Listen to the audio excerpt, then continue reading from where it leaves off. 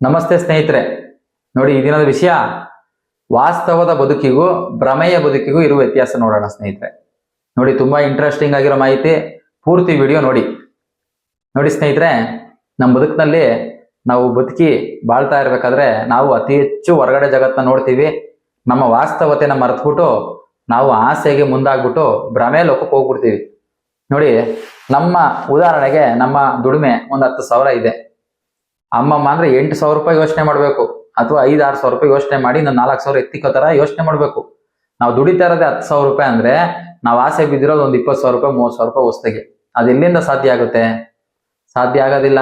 ನಾವು ಅವಾಗ ಸಾಲ ಮಾಡ್ಬೇಕಾಗುತ್ತೆ. ಸಾಲ ಮಾಡಿದಾಗ ಅವಮಾನ ಆಗುತ್ತೆ, ಮತ್ತೆ ನಮ್ಗೆ ಮನಸ್ಸಿನ ಖೀನತೆ ಬರ್ತದೆ, ಅನಾರೋಗ್ಯಕ್ಕೆ ತುತ್ತಾಗ್ತೀವಿ, ಮತ್ತೆ ಎಲ್ಲರ ಹತ್ರ ಬೈಗುಳ ಅವಮಾನ ಆಗ್ತದೆ. ನಾವು ಇದನ್ನ ಅರ್ಥ ಮಾಡ್ಕೊಬೇಕು ಅಲ್ವಾ? ನಂತರ ನೋಡಿ, ನಾವು ಊರೆಲ್ಲ ನೋಡ್ತೀವಿ. ಊರೆಲ್ಲ ನೋಡ್ಬಿಟ್ಟು ನಮ್ಮ ಸ್ನೇಹಿತರು ಮನೆ, ನಮ್ಮ ನೆಂಟರು ಮನೆ, ನಮ್ಮ ಅಕ್ಕಪಕ್ಕದವರು, ನಮ್ಮ ತಂಗಿ, ವಾರಗೀತಿ, ಅಕ್ಕ, ಅಣ್ಣ, ತಮ್ಮ, ಇವ್ರ ಮಕ್ಕಳೆಲ್ಲ 1 ಲಕ್ಷ 1.5 ಲಕ್ಷ ಫೀಸ್ ಇರೋ ಸ್ಕೂಲ್ಗೆ ಸೇರಿಸಿದ್ದಾರೆ, ಕಾನ್ವೆಂಟ್ಗೆ ಸೇರಿಸಿದ್ದಾರೆ ಮಕ್ಕಳನ್ನ ಅಂದ್ಬಿಟ್ಟು ನಾವು ಭ್ರಮೆ ಲೋಕ. ನಮ್ದು ಸಂಪಾದನೆ ಇಲ್ಲ ಅಷ್ಟು. ನಾವು ಅಕ್ಕದಲ್ಲ ಗೋರ್ಮೆಂಟ್ ಸ್ಕೂಲ್ಗೆ ಸೇರಿಸಿದ್ರೆ ನಮ್ಮ ದಡ್ಡ ತಂದಲ್ಲಿ ತುಂಬು ಸಿಕ್ಬಿಟ್ಟವ್ರೆ ಗೋರ್ಮೆಂಟ್ ಸ್ಕೂಲ್ ಸರಿಯಾಗಿ ಪಾಠ ಮಾಡಲ್ಲ ಅಂತ. ಎಲ್ಲ ಸುಳ್ಳು. ಓದೋ ಮಕ್ಳು ಎಲ್ಲಿ ಹೋದ್ರು ಆಗ್ತಾರೆ, ಎಲ್ಲಿ ಬಿಟ್ರು ಅವ್ರು ಓದೇ ಓದ್ತಾರೆ. ನೀವು ನಿಮ್ಮ ಮಕ್ಳಿಗೋಸ್ಕರ ಏನೆಲ್ಲ ತ್ಯಾಗ ಮಾಡಿದಿರ ಅನ್ನೋದು ಇಂಪಾರ್ಟೆಂಟ್. ಕುಂಡಿಸ್ಕೊಂಡು ನೀವು ಎಷ್ಟೋದ್ರೂ ಮಕ್ಳನ್ನ ಓದಿಸ್ತಾ ಇದೀರಾ ಅನ್ನೋದು ಇಂಪಾರ್ಟೆಂಟ್. ಅಲ್ಲಿ ಫೀಸ್ ಕೊಟ್ಟಿರ್ತೀರಾ, ಮಕ್ಳನ್ನ ಕುಂಡಿಸ್ಕೊಂಡು ಚೆನ್ನಾಗಿ ಓದಿಸ್ತೀರಾ, ಟ್ಯೂಷನ್ಗೆ ಹಾಕ್ತೀರಾ. ಗೌರ್ಮೆಂಟ್ ಸ್ಕೂಲ್ಗೆ ಫೀಸ್ ಕಟ್ಟಿಲ್ಲ, ಬೇಕಾಬಿಟ್ಟು ಮಕ್ಳನ್ನ ಬಿಟ್ಟಿರ್ತೀರಾ ಅಲ್ವಾ? ಅದರಿಂದ ಅವ್ರು ಓದ್ತಾ ಇರಲ್ಲ ಅಷ್ಟೇನೆ. ನೋಡಿ, ನೀವು ಚೆನ್ನಾಗಿ ಅರ್ಥ ಮಾಡ್ಕೊಬೇಕು. ಆ ಭ್ರಮೆನಲ್ಲಿ ಹೋಗ್ಬಿಟ್ಟು ನೀವು ಸೇರಿಸ್ಬಾರ್ದು ಇಂಗ್ಲಿಷ್ ಮೀಡಿಯಂಗೆ. ನಿಮ್ಮ ಯೋಗ್ಯತೆ ಅರ್ಹತೆ ಮೀರಿ ಹೋಗ್ಬೇಡ್ರಿ. ವಾಸ್ತವದಲ್ಲಿ ಏನಿದೆ ಅಷ್ಟೇ ಮಟ್ಟಕ್ಕೆ ಮಾತ್ರ ನೀವು ಮಕ್ಕಳನ್ನ ಶಾಲೆಗೆ ಸೇರಿಸ್ಬೇಕು. ಭ್ರಮೆಗೆ ಹೋದ್ರೆ ನೀವು ಮತ್ತೆ ಸಾಲಕ್ಕೆ ಸೂಲಿಗೆ ಸಿಗಾಕಂತೀರ, ಅವಮಾನಕ್ಕೆ ತುತ್ತಾಗ್ತೀರ. ನಂತರ ಮದುವೆ ಮಾಡಕ್ ಮುಂದೆ ಆಗದ. ಮದುವೆ ಮಾಡಕ್ ಮುಂದಾದಾಗ ನೋಡಿ, ನಮ್ಮ ಹತ್ರನೇ ಏನಿಲ್ಲ ಸೀಟ್ ಮನೆ. ಅಮ್ಮಮ್ಮ ಅಂದ್ರೆ ಮೋಲ್ಡ್ ಮನೆನೋ ಸ್ವಂತ ಮನೆಗೆ ಹೋದ್ರೆ ಪರವಾಗಿಲ್ಲ. ಅದ್ ಬಿಟ್ಬಿಟ್ಟು ಡೂಪ್ಲೆಕ್ಸ್ ಮನೆ, 4 ಫ್ಲೋರ್ ಮನೆ, ಕಾರ್ ಇರಬೇಕು, ಬಂಗ್ಲೆ ಇರಬೇಕು, ಹುಡುಗಂಗೆ 1.5 ಲಕ್ಷ 2 ಲಕ್ಷ ಸಂಪಾದನೆ ಇರಬೇಕು ಅಲ್ವಾ? ಅಥವಾ ಹುಡುಗಿಗೆ ದೊಡ್ಡ ಮನೆ, ದೊಡ್ಡ ಕಾರು, ಅವ್ರು ಇಷ್ಟು ವರದಕ್ಷಿಣೆ ತರಬೇಕು, ಇಷ್ಟು ಎಕರೆ ಜಮೀನ್ ಬೇಕು ಅಲ್ವಾ? ಇಷ್ಟೊಂದೆಲ್ಲ ಓದಿರ್ಬೇಕು. ಆಗಲ್ಲ, ಬರಲ್ಲ, ಅದಾಗಲ್ಲ. ಎಲ್ಲಾಗುತ್ತೆ ನೀವೇ ಯೋಚನೆ ಮಾಡಿ. ನೀವು ವಾಸ್ತವ ಏನಿದೆ ಅಷ್ಟೇನೆ. ನೀವು ಕಡು ಬಡವರು ಅಂದ್ರೆ ಅದಕ್ಕಿಂತ ಒಂಚೂರು ಶ್ರೀಮಂತರು ಹುಡುಕರು ಆಯ್ತು. ಹುಡುಗಿ ಆಗ್ಲಿ ಹುಡುಗ ಆಗ್ಲಿ. ಏಕಾಏಕಿ ತುಂಬಾ ಶ್ರೀಮಂತರು ಹುಡ್ಕಕ್ ಹೋದ್ರೆ ನಾವು ಓದಿದೀವಿ ಅಥವಾ ಓದಿಸಿದೀವಿ, ಅಥವಾ ನಮ್ಮ ಮನೆಯಲ್ಲಿ ಈ ತರ ಯಾರೋ ಆಟಕ್ಕೆ ನಾವು ಈ ತರ ಚಾಲೆಂಜ್ ಮೇಲೆ ಮಾಡ್ಬಿಟ್ಟು ನಾವು ಒಬ್ರಿಗೆ ಗೆಲ್ಸೋದಕ್ಕೆ, ಒಬ್ರು ಮೆಚ್ಚೋದಕ್ಕೋಸ್ಕರ ನಾವು ಶ್ರೀಮಂತರನ್ನೇ ಮದುವೆ ಮಾಡಕ್ ಹುಡುಕ್ತೀವಿ ಅಂದ್ರೆ ಎಲ್ಲೂ ಆಗಲ್ಲ. ನೋಡಿ, ಬಡವ್ರ ಮನೆಗೆ ಒಂದು ಹುಡುಗಿ ಬೆಳೆದಿದ್ದಾಳೆ ಅಂದ್ರೆ ಏಕಾಏಕಿ ತುಂಬಾ ಶ್ರೀಮಂತರ ಮನೆಗೆ ಹೋದ್ರೆ ಆ ಹುಡುಗಿಗಲ್ಲಿ ಅವಮಾನ ಆಗ್ತದೆ. ಕುತ್ಕೊಂಡ್ರೆ ನಿಂತ್ಕೊಂಡ್ರೆ ಅವಮಾನ ಆಯ್ತಾ ಇರ್ತದೆ. ನಿಮ್ ಮನೆಯಿಂದ ಏನು ತಂದಿಲ್ವಲ್ಲಮ್ಮ, ಇದೆಲ್ಲ ನಮ್ಮ ಮನೆದು, ಇದನ್ನೆಲ್ಲ ಮುಟ್ಬೇಡ ಮಾಡ್ಬೇಡ ಅಂತದೆ. ಆ ಹುಡುಗಿ ಗುಲಾಮರಾಗಿ ಬದುಕ್ಬೇಕಾಯ್ತದ ಅವ್ರು ಹೇಳ್ದಂಗೆ ಕೇಳ್ಕೊಂಡು ಅಲ್ವಾ? ನಮ್ಮ ಮನೆಯಲ್ಲಿ ಚಾಪೆ ಮೇಲೆ ಕುತ್ಕೊಂತಿದ್ರು, ಅವ್ರ ಮನೆಗೆ ಒಂದು ಪ್ಲಾಸ್ಟಿಕ್ ಚೇರ್ ಅಷ್ಟೇನೆ, ಸೋಫಾ ಸೆಟ್ ಆಸೆ ಬೀಳ್ಬಾರ್ದು. ವಾಸ್ತವ ಬಿಟ್ಟು ಭ್ರಮೆಗೆ ಹೋಗ್ಬಾರ್ದು ನಾವು ಅಲ್ವಾ? ನೀವೇನಿದ್ದೀರಾ ನೋಡಿ, ಅದಕ್ಕೆ ತಕ್ಕ ಮಟ್ಟಾಗೆ ಮಿಡ್ಲ್ ಕ್ಲಾಸ್ ಅಲ್ಲೇ ಮದುವೆ ಮಾಡ್ಬೇಕು. ನೀವು ಆಸೆ ಮೀರಿ ಶ್ರೀಮಂತರ ಮನೆ ಸಂಬಂಧ ಸಿಕ್ತು ಅಂದ್ಬಿಟ್ಟು ಒಂದ್ 20-30 ಲಕ್ಷ ಸಾಲ ಮಾಡಿ ಜಮೀನೆಲ್ಲ ಮಾರ್ಬಿಟ್ಟು ನೀವು ಮಕ್ಳನ್ನ ಮದುವೆ ಮಾಡ್ಕೊಡ್ತೀರಾ, ಅಲ್ಲಿ ಅಂಡರ್ಸ್ಟ್ಯಾಂಡಿಂಗ್ ಇರಲ್ಲ. ಇವ್ರು ಬೆಳೆದಿರೋ ವಾತಾವರಣ ಬೇರೆ, ಅವ್ರ ವಾತಾವರಣ ಬೇರೆ. 6 ತಿಂಗಳು 3 ತಿಂಗಳಿಗೆಲ್ಲ ಜಗಳ ಆಗೋಯ್ತದೆ. ಅಥವಾ ನಿಮ್ಮ ಮನೆ ಈ ಕಡೆ ಅಥವಾ ಹುಡುಗ ಆ ಕಡೆ, ಅಥವಾ ಕೋರ್ಟು ಕಚೇರಿ, ಡೈವರ್ಸ್ ಗಿವರ್ಸ್, ಜಗಳ ಪಂಪ ರಾಂಪಾಟ. ನಿಮ್ ಜಮೀನು ಹೋಯ್ತು, ಮಗಳು ಮನೆಗೆ ಬಂದ್ಲು, ಅಥವಾ ಮಗನ್ಗೋ ಜೀವನ ಹಾಳಾಗೋಯ್ತು. ಈ ತರ ನೀವು ಅರ್ಥ ಮಾಡ್ಕೊಬೇಕು ಚೆನ್ನಾಗಿ.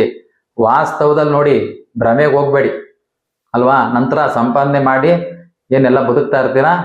ನೀವು ಸಂಪಾದನೆ ಮೀರಿ ಏನು ಎಲ್ಲರ ಹತ್ರ ಕಾರ್ ಐತೆ, ಮನೆ ಐತೆ, ಟಿವಿ ಐತೆ, ವಾಷಿಂಗ್ ಮಿಷಿನ್ ಐತೆ, ಫ್ರಿಡ್ಜ್ ಐತೆ ಅಂದ್ಬಿಟ್ಟು ಸಂಪಾದನೆ ಇರೋದು 20,000 30,000 ಅಂದ್ರೂ ಹೋಗ್ಬಿಟ್ಟು 1 ಲಕ್ಷ ರೂಪಾಯಿ ಕಮಿಟ್ಮೆಂಟ್ ಇಕ್ಕೊಳ್ಳೋದು, ಚೀಟಿಗಳು ಹಾಕ್ಬಿಡೋದು. ಆ ತೀರ್ಸಕ್ಕಾಗ್ದಿರ ಮಾಡಕ್ಕಾಗ್ದಿರ ಈ ತಗೊಂಡಿರೋ ವಸ್ತುಗಳನ್ನೆಲ್ಲ ಉಪಯೋಗಿಸೋಕ್ಕಾಗ್ದಿರ ಎಂಜಾಯ್ ಮಾಡೋಕ್ಕಾಗ ಬರೇ ಮಾನಸಿಕ ಖೀನತೆ ಒಳಗಾಗಿ ಏನೇನೋ ತಪ್ಪು ಕೆಲಸ ಮಾಡಕ್ ಹೋಗಿ, ಏನೇನೋ ಅಲ್ಲಿ ತೆಗ್ದು ಇಲ್ಲ ಹಾಕಿ, ಇಲ್ಲಿ ತೆಗ್ದು ಅಲ್ಲಾಕಕ್ ಮಾಡಕ್ ಹೋಗಿ ಜೀವನ ಹಾಳಾಗೋಯ್ತದೆ. ಕೊನೆಗೆ ಸಂಸಾರನೂ ಹೋಯ್ತು, ಜೀವನನೂ ಹೋಯ್ತದೆ. ನೋಡಿ, ವಾಸ್ತವ ನಿಧಾನಕ್ಕೆ ಸಂಪಾದನೆ ಮಾಡಿ. ನಿಧಾನಕ್ಕೆ ಈ ವರ್ಷ ವಾಷಿಂಗ್ ಮಿಷಿನ್ ತಗೊಳ್ಳಿ, ನೆಕ್ಸ್ಟ್ ವರ್ಷ ಕಾರ್ ತಗೊಳ್ಳಿ, ಅದ್ರ ನೆಕ್ಸ್ಟ್ ವರ್ಷ ಇನ್ನೊಂದು ಮನೆ ಕಟ್ಟಿ, ಸೈಟ್ ಹಿಂಗ್ ಮಾಡಿ ಸಾಲ ಕೊಡ್ತಾರೆ ಬ್ಯಾಂಕ್ಗಳಲ್ಲಿ ಅಂತ ನಾವು ವಾಸ್ತವತೆನ ಬಿಟ್ಬಿಟ್ಟು ಭ್ರಮೆ ಲೋಕಕ್ಕೆ ಹೋಗ್ಬಿಟ್ಟು ಇಸ್ಕೊಂಡೆಲ್ಲ ಬುಡ್ದು ಬಾಯಿಗೆ ಹಾಕೊಂಡ್ರೆ ಎಲ್ಲಿಂದ ಆಯ್ತದೆ ಜೀವನ ಅಭಿವೃದ್ಧಿ? ಯಾವತ್ತೇ ಆಗ್ಲಿ ನಾವು ವಾಸ್ತವದಲ್ಲಿ ಇರ್ಬೇಕು ಅಲ್ವಾ? ನೋಡಿ, ನೀವೊಂದು ಪ್ರವಾಸಕ್ಕೆ ಹೋಯ್ತೀರಾ ಅಂತ ಅನ್ಕೊಳ್ಳೋದ. ನಿಮ್ಮ ವಾಸ್ತವ ಏನಿದೆ 10,000 5,000 ಖರ್ಚು ಮಾಡಿ ಬಸ್ಸಲ್ಲಿ ಹೋಗೋ, ರೈಲಲ್ಲಿ ಹೋಗೋ ಬರೋದು. ಇಲ್ಲ ನಾವು ಫ್ಲೈಟಲ್ಲೇ ಹೋಗ್ಬೇಕು, ಅದರಲ್ಲೂ ಲೋನ್ ಕೊಡ್ತಾರೆ, ಅದರಲ್ಲೂ EMI ಕೊಡ್ತಾರೆ, ಕಟ್ಸೋದು ಅಂತ ಪ್ರವಾಸಕ್ಕೆ ಹೋಗ್ಬಿಟ್ಟು ಬರ್ತೀರಾ. ಏನ್ 2 ದಿವಸ 3 ದಿವಸ ವೇಸ್ಟ್ ಆಗುತ್ತೆ ಅಷ್ಟೇನೆ ರೈಲಲ್ಲಿ ಹೋದ್ರೆ. ಅದರಲ್ಲೇ ಹೋಗಿ ಬನ್ನಿ. 10,000 ರೂಪಾಯಿ ಮುಗಿಯೋ ಟ್ರಿಪ್ಪು 1 ಲಕ್ಷ ರೂಪಾಯಿ ಖರ್ಚು ಮಾಡೋದು ಹೆಂಗೈತೆ, 10,000 ರೂಪಾಯಿ ಮುಗಿಯೋದೈತೆ ಅಂತೆ, 4 ದಿನ ಎಕ್ಸ್ಟ್ರಾ ಅಷ್ಟೇ ವೇಸ್ಟ್ ಆಯ್ತದ ನಿಮ್ಗೆ. ಈ ಭ್ರಮೆಯಲ್ಲಿ ಇರ್ಬೇಡ್ದು ನೀವು, ವಾಸ್ತವದಲ್ಲೇ ಹೋಗ್ಬೇಕು, ವಾಸ್ತವದಲ್ಲೇ ಬರ್ಬೇಕು. ಆಡಂಬರ ತೋರ್ಸೋದಕ್ಕೋಸ್ಕರ, ಇನ್ನೊಬ್ರು ಮೆಚ್ಚೋದಕ್ಕೋಸ್ಕರ ನಾವು ವಾಸ್ತವ ಬಿಟ್ಬಿಟ್ಟು ಭ್ರಮೆಗೆ ಹೋಗ್ತೀವಿ. ಅವಾಗ ನಮ್ಗೆ ದುಃಖ ಆಗೋದು, ಆತಂಕ ಆಗೋದು. ನೀವು ಫಸ್ಟ್ ನೀವು ಅರ್ಥಕೊಳ್ಳಿ, ನಮ್ಮ ಯೋಗ್ಯತೆ ಅರ್ಹತೆ ಇಷ್ಟೇ ಇರೋದು, ಇದಕ್ಕೇನೆ ಎಷ್ಟು ಮಿತಿ ಮೀರ್ಬೋದು ಅಂತ ನೀವು ತಿಳ್ಕೊಬೇಕು. ಅದನ್ನ ತಿಳ್ಕೊಂಡು ಬದುಕ್ತಾಗ ನಿಮ್ಗೆ ನೆಮ್ಮದಿ ಇರ್ತದೆ, ಶಾಂತಿ ಇರ್ತದೆ. ಅದನ್ನ ಮೀರಿ ನೀವು ಹೋದಾಗ, ಭ್ರಮೆ ಲೋಕಕ್ಕೆ ಹೋದಾಗ ನಿಮ್ಗೆ ಅಲ್ಲಿ ಆತಂಕನೇ, ಅಲ್ಲಿ ದುಃಖನೇ. ನೋಡಿ, ಇದೆಲ್ಲ ಮಾಡೋದೇನು ಅಂದ್ರೆ ನಿಮ್ಮ ಮನಸ್ಸಿನ ಗೊಂದಲಗಳು, ನಿಮ್ಮ ಮನಸ್ಸಿನ ಆಸೆಗಳು, ಅಥವಾ ಇನ್ನೊಬ್ಬರನ್ನ ಮೆಚ್ಚಿಸ್ಬೇಕು ಅಂತ ನೀವು ಬದುಕಕ್ಕೆ ಶುರು ಮಾಡಿದಾಗ ನೋಡ್ರಿ ಇವನ್ನೆಲ್ಲ ಮಾಡ್ತೀರಾ. ನೀವು ಇದನ್ನ ತುಂಬಾ ಚೆನ್ನಾಗಿ ಅರ್ಥ ಮಾಡ್ಕೊಳ್ಳಿ. ಇನ್ನೊಬ್ರು ಮನುಷ್ಯನ ಮೆಚ್ಚಿಸೋದಕ್ ಆಗದೇ ಇಲ್ಲ. ನೀನ್ ಇನ್ನೊಂದು ಸಂಪಾದನೆ ಮಾಡಿದ್ರೆ ಇನ್ನೊಂದು ಇರ್ತದೆ ಇನ್ನೊಬ್ಬನ ಹತ್ರ, ಅದನ್ನ ನೀನ್ ಪಡ್ಕೊಳಕ್ ಆಗಲ್ವಲ್ಲ. ಫಸ್ಟ್ ನೀವು ದುಡಿಬೇಕು, ದುಡ್ದಿದ್ ತಕ್ಕನಂಗೆ, ನಿಮ್ ವಿದ್ಯಾಭ್ಯಾಸ ತಕ್ಕನಂಗೆ, ನಿಮ್ಮ ಮನೆ ಸ್ಥಿತಿ ಪರಿಸ್ಥಿತಿ, ನಿಮ್ಮ ಮನಸ್ಥಿತಿ ತಕ್ಕನಂಗೆ ಎಲ್ಲ ಹುಡುಕ್ಬೇಕು, ಎಲ್ಲ ತಗೊಬೇಕು, ಎಲ್ಲ ಪಡ್ಕೊಬೇಕು. ಅದನ್ನ ಬಿಟ್ಟು ನೀವು ಮುಂದೆ ಹೋಯ್ತು ಅಂತಂದ್ರೆ ನಿಮ್ಗೆ ಯಾವತ್ತೂ ಅದು ನೆರವೇರೋದು ಇಲ್ಲ. ಅದು ಕೈಗೂಡಿದ್ರು ಸಹ ಅದು ಶಾಶ್ವತವಾಗಿ ನೆಲೆಸೋದಿಲ್ಲ. ಅದರಿಂದ ದುಃಖನೇ, ಅದರಿಂದ ಆತಂಕನೇ, ಅದರಿಂದ ಕಷ್ಟನೇ ಬರ್ತದೆ. ಇದು ನೀವು ತುಂಬಾ ಚೆನ್ನಾಗಿ ಅರ್ಥ ಮಾಡ್ಕೊಂಡು ಬದುಕೋದಕ್ಕೆ ಶುರು ಮಾಡಿ. ಆ ವಾಸ್ತವದಲ್ಲಿ ಇರಿ ಯಾವಾಗ್ಲೂ. ವಾಸ್ತವ ಅಂದ್ರೆ ಸತ್ಯ, ಸತ್ಯ ನಿರಂತರ, ಅದು ಸಾವಿಲ್ಲದೆ ಇರೋದು. ಭ್ರಮೆ ಅನ್ನೋದು ಕನಸಿನ ತರ ಹುಟ್ತಾ ಇರ್ತದೆ, ಹೋಯ್ತಾ ಇರ್ತದೆ, ಹುಟ್ತಾ ಇರ್ತದೆ, ಹೋಯ್ತಾ ಇರ್ತದೆ. ಭ್ರಮೆಲಿರಬೇಡಿ. ಭ್ರಮೆ ಅನ್ನೋದೇ ಮಾಯೆ. ವಾಸ್ತವ ಸತ್ಯಕ್ಕೆ ಬನ್ನಿ, ಸತ್ಯದಲ್ಲಿ ಬದುಕಿ ಅಲ್ವಾ. ಸತ್ಯ ಅಂದ್ರೆ ಭಗವಂತ, ಭಗವಂತ ಅಂದ್ರೆ ಸತ್ಯವಾಗಿ ಬದುಕವ್ರೇನೆ, ವಾಸ್ತವದಲ್ಲಿ ಬದುಕವ್ರೆ. ಅದು ನೀವೇ ಭಗವಂತ, ನೀವೇ ದೇವ್ರು. ಈ ತರ ಬದುಕಿ, ಇದ್ದಿದ್ರಲ್ಲಿ ಬದುಕಿ ಅಲ್ವಾ. ನೋಡಿ, ನಮ್ಮ DVG ಅವ್ರು ಹೇಳಿದ್ದಾರೆ, ಇರುವುದೆಲ್ಲವನ್ನು ಬಿಟ್ಟು ಬೇರೇನೆಂಬುದನ್ನು ಬಿಡೆ ಅಂದ್ಬಿಟ್ಟು ಬಸ್ಗಳಲ್ಲಿ ಹಾಕಿರೋ. ನಾವು ಸ್ಕೂಲಲ್ಲಿ ಓಡಾಡ್ಬೇಕಾದ್ರೆ ಬಸ್ಸಲ್ಲಿ ಓದ್ತಿದ್ದು ನೋಡಿ, ಅವ್ರು ಎಷ್ಟು ಚೆನ್ನಾಗಿ ಹೇಳ್ತಾರೆ. ಇರುವುದನ್ನ ನೆನ್ಸ್ಕೊಂಡು ಇರೋದ್ ಬಿಟ್ಬಿಟ್ಟು ಏನು ಇಲ್ಲದೆಡೆಗೆ ನಮ್ ಗಮನ ಹೋಯ್ತಾ ಇರ್ತದೆ ಅಂದ್ಬಿಟ್ಟು ಹೇಳ್ಬಿಟ್ಟಿದ್ದಾರೆ. ನೋಡಿ, ಅದನ್ನ ನಾವು ಫಸ್ಟ್ ತಿಳ್ಕೊಳ್ಳಿ. ಇರೋದನ್ನ ಎಂಜಾಯ್ ಮಾಡಿ, ಇರೋದನ್ನ ವಾಸ್ತವದಲ್ಲಿ ಬದುಕಿ, ಅದನ್ನ ಖುಷಿಯಾಗಿರಿ.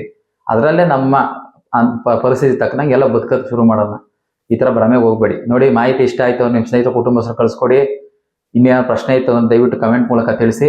ಎಲ್ಲರಿಗೂ ಒಳ್ಳೇದಾಗ್ಲಿ. ಓಂ ನಮಃ ಶಿವಾಯ. ಶಿವಾಯ ನಮಃ. ಆತ್ಮ ನಮಸ್ಕಾರ.